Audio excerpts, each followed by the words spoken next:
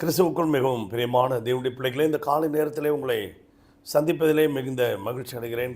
கர்த்தர் ஒவ்வொரு நாளும் நம்மை போஷித்து பாதுகாத்து பராமரித்து வருகிறதை நினைத்து கர்த்தரை ஸ்தோத்திரிக்கிறேன். சென்னையில் வேளச்சேரியில் உள்ள ஏலிமேஜி சபை வழங்கும் அனுதினம் மன்னா. ஆண்டவராகிய இயேசு கிறிஸ்து 5 நிமிடம் உங்களோடு.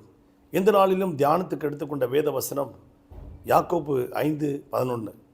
பொறுமை உள்ளவர்களை பாக்கியவான்கள் என்கிறோமே. யோபுவின் பொறுமையை குறித்து நீங்கள் கேள்விப்பட்டிருக்கிறீர்களே, அதன் செயலின் முடிவையும் நீங்கள் கவனித்திருக்கிறீர்களே என்று சொல்கிறார்.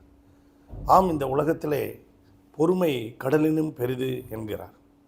ஒரு சமயம் ஒரு நாட்டு ராஜா வேட்டையாடுவதற்காக காட்டுக்கு செல்கிறார். அவர் போயிட்டு திரும்பி வரும்போது வந்த வழியை அவர் மறந்து விட்டார். ஒரு வழி தவறியாமல் போகும்போது அங்கே ஒரு வெளிச்சம் தெரிகிறது. அந்த வெளிச்சத்துக்கு போகிறார். அங்கே ஒரு குடிசை வீடு. அந்த குடிசை வீட்டில் ஒரு பாட்டியம்மா இருக்காங்க. அந்த அம்மா வரவேற்கிறாங்க. வாங்கப்பா, நீங்கள் ஏதோ ஒரு படைவீரன் மாதிரி தெரியுதே, உட்காருங்க, இளைப்பாருங்க அப்படின்னு சொல்கிறாங்க.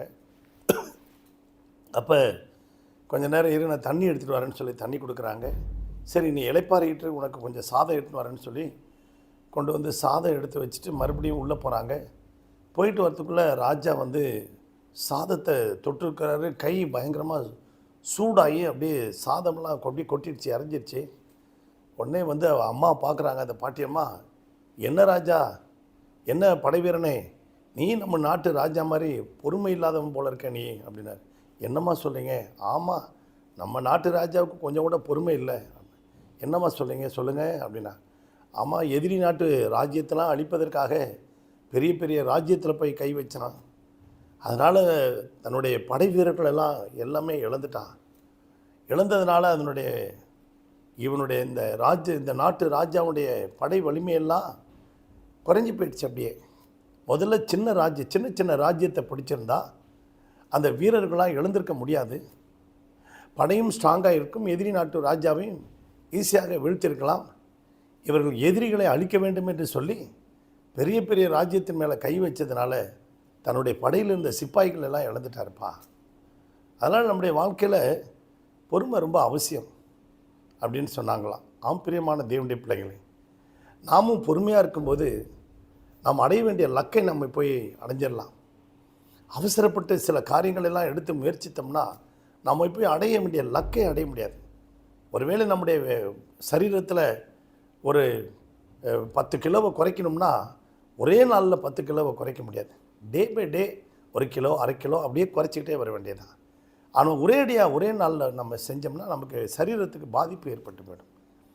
அப்படி தான் மோசே மலையிலேருந்து இறங்கி கற்பலைகளை எடுத்துக்கொண்டு வரும்போது இந்த மக்கள் எல்லாரும் அந்த கன்றுக்குட்டியை வைத்து வணங்கிட்டு இருக்காங்க அப்படின்னு கேள்விப்பட்ட போது உடனே தன் கையில் இருந்த கற்பலகைகளெல்லாம் அவர் உடைத்து போட்டு விட்டார். தனக்கு வந்த கோபத்தில் அவர் என்ன செஞ்சிட்டாருங்க, உடைச்சிட்டார். அடுத்தது கண்மலையை பார்த்து பேசு அப்படின்னு சொன்னார். பேசுவதற்கு பதிலாக கண்மலையை அடிச்சிட்டார். ஆம், பிரியமான தேவனுடைய பிள்ளைகளே, அவர் அடைய வேண்டிய லக்கை அடைய முடியாமல் போய்விட்டது. அந்த கானான் தேசத்துக்குள்ளே போக முடியாமல் போய்விட்டது. நீங்களும் நானும் பொறுமையை இழந்து அடைய வேண்டிய லக்கை நம்ம அடைய முடியாமல் போயிடும். அதனால் பொறுமையாக இருந்து யோபுவை போல தன் மனைவி கோபமாய் பேசின போது கூட நன்மையை பெற்ற தேவனத்திலிருந்து தீமையை பெற வேண்டாமா? பைத்தியக்காரி பேசுகிறது போல பேசுகிறாயே அப்படின்னு சொல்லி மனைவியின் இடத்திலும் நண்பர்களிடத்திலும் அவன் பொறுமையாக பேசினான். இந்த சத்தத்தை கேட்டுக்கொண்டிருக்க அன்பு தேவனுடைய பிள்ளைகளே, நீங்களும் நானும் நம்முடைய வாழ்க்கையில் பொறுமையை கடைப்பிடித்து அடைய வேண்டிய லக்கை நாம் போய் அடைவோம். கர்த்தர் நம்மை ஆசீர்வதிப்பாராக. உங்களுக்காக ஜெபிக்கட்டுமா? பரலோக பிதாவே, இந்த சத்தத்தை கேட்டுக்கொண்டிருக்கேன் ஒவ்வொரு பிள்ளைகளையும் ஆசீர்வதிங்க.